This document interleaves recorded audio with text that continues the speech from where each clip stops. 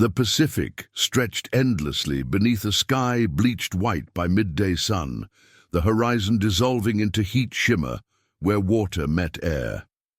The fishing vessel Marlin's Fortune rode the swells, 80 nautical miles off the coast of Ecuador, her deck slick with brine and fish scales, her diesel engine thumping a steady rhythm that had become as familiar as breathing to the 7 men aboard.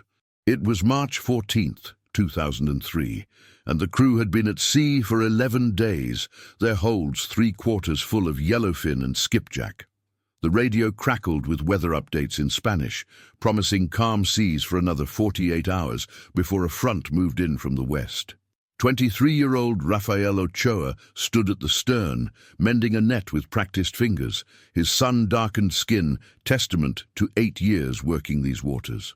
He told his crewmate he'd be right back, needed to check something in the forward hold. Rafael climbed down the ladder, his rubber boots finding familiar footholds in the dim space below deck.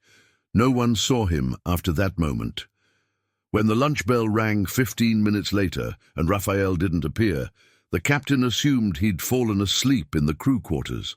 By the time they realized his bunk was empty, his jacket still hanging on its hook, the sun had begun its descent toward the western horizon. They searched every compartment, every storage locker, called his name until their voices grew hoarse. The ocean offered no answers, only the endless whisper of waves against the hull. The Ecuadorian Coast Guard launched a full maritime search operation within 6 hours of receiving the distress call, deploying 2 patrol boats and a helicopter equipped with thermal imaging cameras. The search grid covered a radius of 50 nautical miles from the Marlin's Fortune's last known position, expanding outward in concentric circles as the hours became days. Rafael's parents, Elena and Tomas, arrived at the port of Manta from their village in the highlands, their faces carved with a terror that would become permanent over the following years.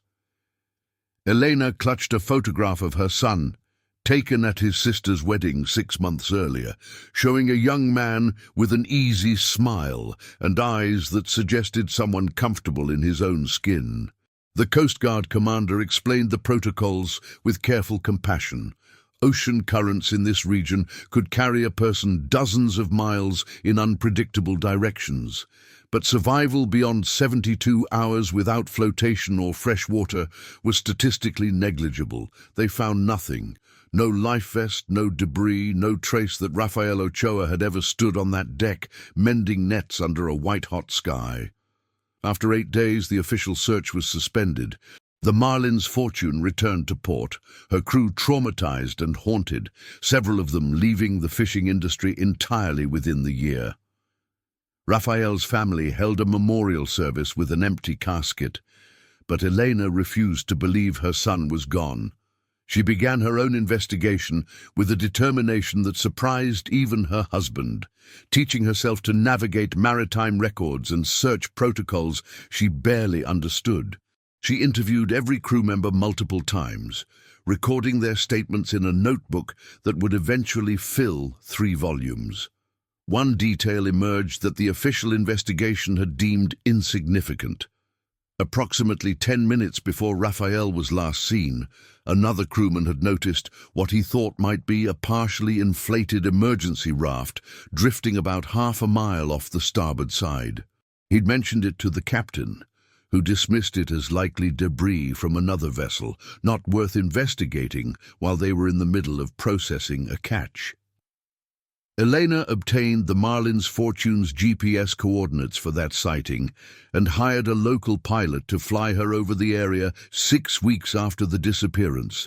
They saw nothing but ocean, but Elena marked the location on a chart she kept tacked to her kitchen wall. She began corresponding with a researcher at the Scripps Institution of Oceanography who specialized in Pacific current patterns, sending him detailed questions about drift trajectories and survival scenarios. The researcher, moved by her persistence, ran computer models showing where an object or person entering the water at those coordinates might travel over weeks and months. The projections formed a scattered probability zone, stretching northwest toward the Galapagos Islands and beyond, an area of roughly 8,000 square miles. Tomás worried his wife was losing herself to an impossible hope, but he couldn't bring himself to tell her to stop. He watched her transform from a woman who had spent her life tending a small farm and raising 4 children into someone who spoke confidently with oceanographers and maritime lawyers, who understood the mechanics of ocean gyres and the bureaucracy of international search and rescue coordination.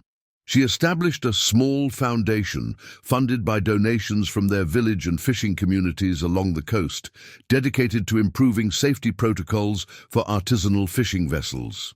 The foundation installed emergency beacons on 40 boats in its first 2 years, equipment that had been unaffordable for most small-scale operators. Rafael's younger sister, Claudia, joined her mother's efforts, learning to maintain databases of missing persons cases and developing a network of contacts across South American maritime industries. They marked each anniversary of Rafael's disappearance with renewed public appeals, his photograph appearing in coastal newspapers and on local television stations. By 2007, 4 years after that March day, the case had become one of those tragic stories that families carry like stones, heavy and permanent, the weight never lessening but becoming familiar through sheer duration of bearing it. Then in 2011, 8 years after the disappearance, a Catholic aid worker named Father Miguel Santos received an unusual request at his mission in Papua New Guinea, a small compound serving remote coastal villages on the island's northern shore. A fisherman from one of these villages had brought a stranger to the mission, a man who appeared to be in his early 30s, deeply tanned, speaking broken Spanish mixed with what sounded like fragments of several Pacific Island languages. The man seemed confused about basic facts, uncertain of the current year, and carried nothing but the clothes on his back and a small pouch containing what appeared to be carefully preserved seeds. He told Father Miguel his name was Rafael, and he believed he was from Ecuador, but he couldn't remember his family name or exactly how he had come to be in Papua New Guinea. He had memories of a boat, of water, of drifting, of islands, but they were fragmented, dreamlike, lacking the concrete structure of reliable narrative. Father Miguel, who had worked in these regions for 15 years, and had encountered many disoriented individuals over that time, nevertheless felt something authentic in this man's confusion. He began making inquiries through church networks, sending descriptions and the few details Rafael could provide to contacts in South America. If you're watching this story unfold and finding yourself drawn into the mystery of what could possibly bridge an 8-year gap across thousands of miles of ocean, consider subscribing so you don't miss how the pieces of this impossible puzzle come together. The inquiry might have gone nowhere, except that one of Father Miguel's contacts forwarded the information to a maritime safety organization that had worked with Elena's foundation. A coordinator there recognized elements of the description and pulled Rafael Ochoa's file, noting the dates, the general physical description, the mention of fishing work. She called Elena directly on a humid afternoon in August 2011. Elena listened to the information with a stillness that frightened Tomás, then asked 3 specific questions. Did this man have a scar on his left forearm from a childhood machete accident? Did he have a distinctive gap between his front teeth? And could he describe the tattoo on his shoulder? Father Miguel was contacted again and asked to verify these details. The man at the mission had the scar and the gap, and when shown common tattoo designs, he pointed immediately to an image of a compass rose, saying it felt familiar, that he believed he had one like it. Father Miguel sent photographs via email, grainy images that captured a face both familiar and foreign, aged and weathered beyond what 8 years should account for, but carrying in its bone structure the shadow of the young man in Elena's wedding photograph. The process of confirmation took 3 weeks, involving DNA analysis coordinated through the Ecuadorian embassy and medical examinations that documented extensive sun damage, several healed fractures, and evidence of prolonged malnutrition at some point in the past. The DNA was a match. Rafael Ochoa, declared lost at sea in 2003, was alive in Papua New Guinea in 2011. The news reached Ecuadorian media outlets in early September, and within 48 hours, international press had picked up the story. Elena and Claudia, unable to afford the flights to Papua New Guinea themselves, were sponsored by a news network that offered to document the reunion in exchange for exclusive coverage. They agreed, desperate to see Rafael, but also aware that the publicity might help other families still searching for missing loved ones. The flight took 26 hours with connections through Miami and Brisbane, Elena clutching rosary beads the entire journey, Claudia reading and rereading the email from Father Miguel that contained the latest updates on Rafael's condition.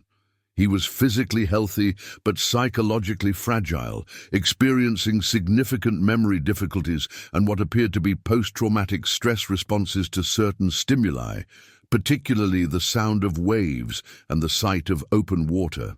They met in the mission's small courtyard on a morning when rain clouds gathered over the jungle canopy, the air thick with moisture and the calls of unfamiliar birds. Rafael stood near a mango tree, flanked by Father Miguel and a local nurse. And when he saw Elena, something shifted in his expression, a recognition that seemed to come from somewhere deeper than conscious memory. Elena approached slowly, saying his name, and Rafael's face crumpled with an emotion that looked like grief mixed with relief. They embraced for a long time, Claudia joining them, all three crying in a way that made the camera crew step back, the moment too private despite the equipment and the explicit purpose of their presence. Rafael spoke in a mixture of Spanish and Pidgin, his voice hoarse, saying he remembered them, but it felt like remembering a dream, something beautiful, but not quite solid.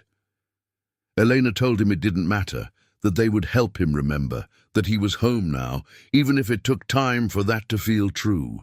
The story that emerged over the following months, pieced together through therapy sessions, hypnosis attempts, and Raphael's own fragmented recollections, was both extraordinary and deeply troubling in its implications about human resilience and the limits of memory under extreme circumstances. The most concrete evidence came from Rafael himself and from sources he eventually led investigators to, though the timeline remained imperfect, marked by gaps and uncertainties. What seemed clear was that Rafael had indeed fallen overboard from the Marlin's fortune, though he had no memory of the fall itself. His first clear recollection was of darkness and water, of surfacing and gasping, of the fishing vessel already distant and growing smaller. He had been a strong swimmer, had managed to keep himself afloat, but the panic had been overwhelming. Then he'd seen it, the object the crewman had mentioned, a partially inflated life raft, military-grade by its appearance, drifting perhaps 200 meters from where he struggled in the water. Swimming to it had taken everything he had, the currents fighting him, his clothes and boots weighing him down. But he'd reached it, pulled himself aboard, and collapsed. The raft had been damaged, losing air slowly, but it had bought him time. For how long he'd drifted, Rafael couldn't say with certainty. His best guess, supported by the oceanographer's models, was somewhere between 2 and 3 weeks. He'd had no water except what rain he could catch in his cupped hands during brief squalls, no food, no signaling equipment. The raft had contained nothing useful, just empty storage compartments and frayed straps. He remembered hallucinations, remembered his lips cracking and bleeding, remembered resigning himself to death multiple times, only to wake to another dawn. Then, impossibly, land.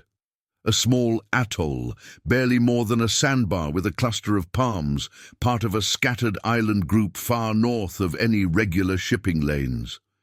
He'd crawled onto the beach and lain there for what might have been a day or 2 days. There was fresh water, a small spring-fed pool among the rocks. There were coconuts. There were fish in the shallows he could catch with his hands. He survived. The critical revelation, which would eventually change aspects of maritime law regarding emergency raft inspections, was that the raft he'd clung to had been illegally dumped by a commercial vessel that had replaced its safety equipment without properly disposing of the old gear, simply jettisoning it at sea. The serial numbers Rafael remembered seeing embossed on the raft's inflation chamber were later traced to a cargo ship that had passed through those waters 18 months before his disappearance, a discovery that led to substantial fines and regulatory reforms. But the 8-year gap remained the central mystery. Rafael's memories of his time after reaching the first atoll were sporadic and non-linear. He remembered other islands, remembered boats, remembered people who spoke languages he didn't understand, but who had shown him varying degrees of hospitality and suspicion. The neuropsychologist who examined him in Papua New Guinea believed Rafael had experienced what's termed dissociative fugue, a rare psychological condition sometimes triggered by severe trauma in which a person loses access to autobiographical memory and may create a new identity. The constant stress of survival, the physical trauma of near death by drowning and subsequent starvation, and the profound isolation of being utterly lost in a vast ocean system appeared to have fractured Rafael's sense of continuous self. He had moved from island to island, sometimes on small local fishing boats whose crews had taken pity on him, sometimes drifting on improvised rafts he couldn't clearly remember constructing. He had worked in exchange for food, had learned enough of various regional languages to communicate basic needs, had gradually moved westward through Polynesian and then Melanesian island groups over years, never able to explain who he was or where he came from in a way that made sense to others or to himself. The seeds in his pouch, when analyzed by botanists, were varieties of taro and breadfruit, crops cultivated across the Pacific Islands. Rafael had a vague memory of being taught to care for plants by an elderly woman on an island he couldn't name, of understanding that these seeds represented life and continuity, of protecting them through subsequent movements because they felt important. Investigators working with Elena's Foundation eventually identified 3 separate communities in the Solomon Islands and Vanuatu, where residents recalled a confused Spanish-speaking man who had stayed briefly between 2007 and 2009, working on farms and fishing boats, always moving on after a few months. One village elder in Vanuatu kept a logbook of visitors and had recorded a Rafael, no family name, Ecuador, in July 2008, noting that the man had helped repair canoes, but seemed lost in his mind. Very sad. This entry would become one of the few documentary proofs of Rafael's movements during the missing years. The question of why he never sought official help, never contacted police or embassy services in the nations he passed through, troubled his family until they better understood the nature of his condition. In dissociative fugue, the person may appear relatively functional day to day, while being profoundly disconnected from their core identity and previous life. Rafael had known he was lost, but hadn't possessed the psychological framework to articulate his situation in a way that would prompt rescue. The islands he'd moved through were often extremely remote, with limited government presence and populations more focused on subsistence than on investigating the backgrounds of transient workers. His vague story of a boat and drifting was common enough in regions where maritime accidents occurred regularly. Without identification, without a coherent narrative, and without actively seeking help in a way that caught official attention, Rafael had simply become one of many marginalized individuals moving through the informal economies of the Pacific Island chains. The turning point had come in 2011, when Rafael had been working on a copra plantation in Papua New Guinea's coastal region. A severe fever, later diagnosed as malaria, had brought him close to death again, and during his delirium he had spoken extensively in Spanish, mentioning Ecuador, mentioning a fishing boat, mentioning his mother's name. The plantation owner, more educated than many in the region and with access to internet, had contacted Father Miguel's mission, thinking perhaps there might be consular assistance available. Father Miguel's decision to pursue the lead seriously, rather than dismissing it as another confused illness story, had been the thread that finally pulled Rafael back into the world of his original identity.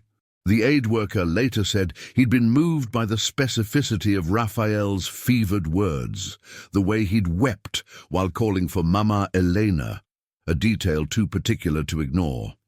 As this extraordinary story reaches its most crucial moment, understanding how rescue finally bridged an 8-year void across thousands of miles, take a second to like this video and share it with someone who appreciates stories of impossible survival and the families who never stop searching.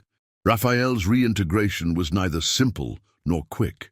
He returned to Ecuador in late September 2011, accompanied by Elena, Claudia, and a psychiatrist who specialized in trauma recovery.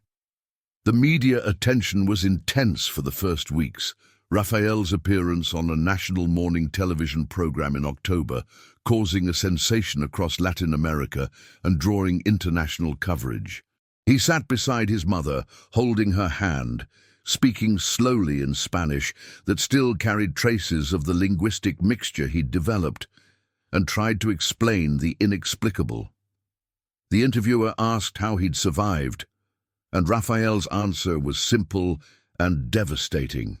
"I don't know. I should have died many times, but I didn't. I forgot who I was, so the pain of being lost became bearable. I became someone who existed only in each present moment, never looking backward, never looking forward. When the fever broke and I remembered my mother's face, it was like waking up from a very long dream." The broadcast reached 14 million viewers, making it one of the most watched programs in Ecuadorian television history. The public response was overwhelming.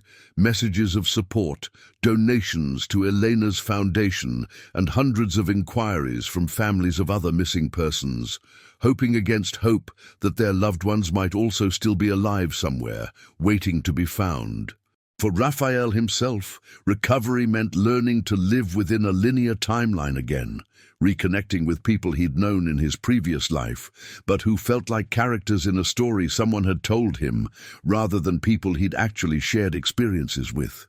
His fiancée from before the disappearance had married someone else in 2006, had 2 children, and their brief meeting was emotional, but provided closure rather than rekindling.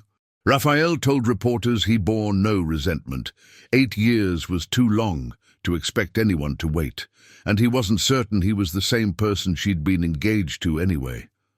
He moved back to his parents' village in the highlands, finding the mountains and valleys more psychologically manageable than the coast, though he worked with his therapist on gradually reintroducing himself to water and maritime environments.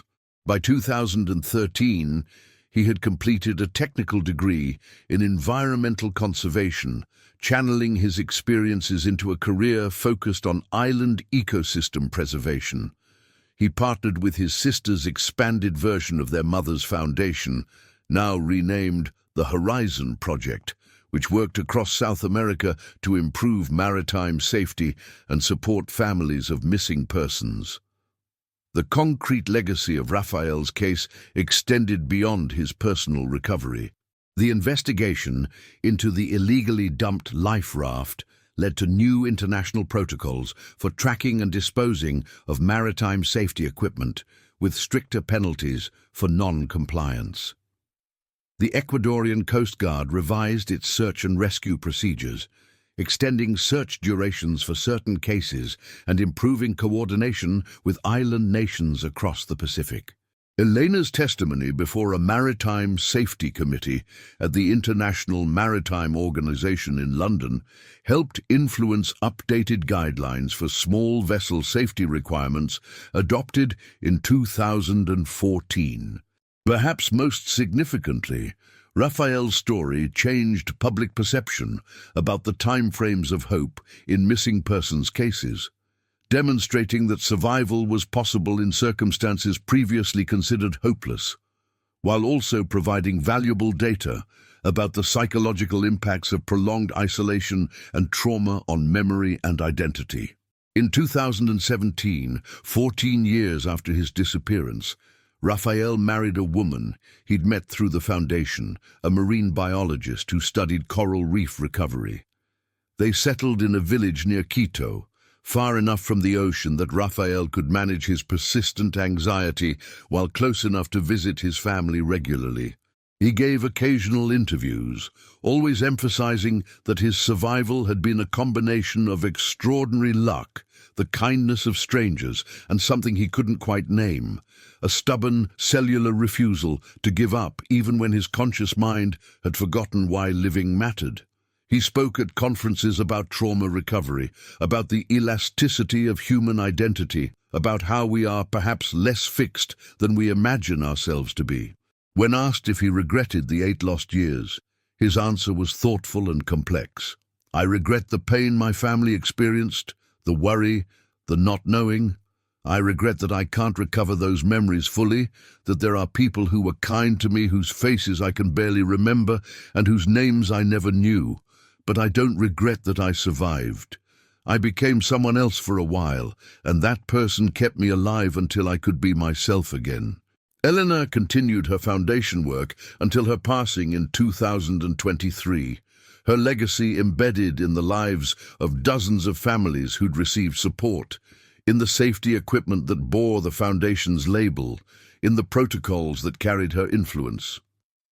At her funeral, Rafael spoke about his mother's transformation from a rural farmer into an advocate whose determination had literally reached across an ocean to pull him back from oblivion. He described her as someone who had understood that love was not passive waiting, but active persistence, a refusal to accept convenient narratives when your heart insisted on a different truth. In the cemetery afterward, looking out over the valley where he'd played as a child, Rafael thought about that moment on the Marlin's Fortune's deck, the last seconds before everything changed. The memory was still absent, a blank space in his personal history. But he'd made peace with the gaps, understanding that some questions exist not to be answered, but to remind us how much of life remains beyond our complete knowledge or control. The Pacific stretches endlessly beneath skies that change from white to grey to gold as the sun makes its predictable arc. Somewhere out there, currents still flow in patterns older than human observation, carrying objects and stories across distances that defeat conventional measurement. Fishing boats still leave port in the morning, their crews hopeful and focused on the work ahead, rarely considering how quickly the familiar can dissolve into the unimaginable. Rafael's story remains singular, an outlier in every statistical model, yet it serves as a reminder that the ocean keeps its own accounts, occasionally releasing back to the world those it seemed to have claimed forever. He still lives near the mountains, still works with ecosystems and preservation, still carries seeds in a small pouch that hangs near his desk, a reminder of the person he became during those lost years, and the fundamental truth that survival often depends on the smallest preparations and the kindest gestures of those whose names we may never learn.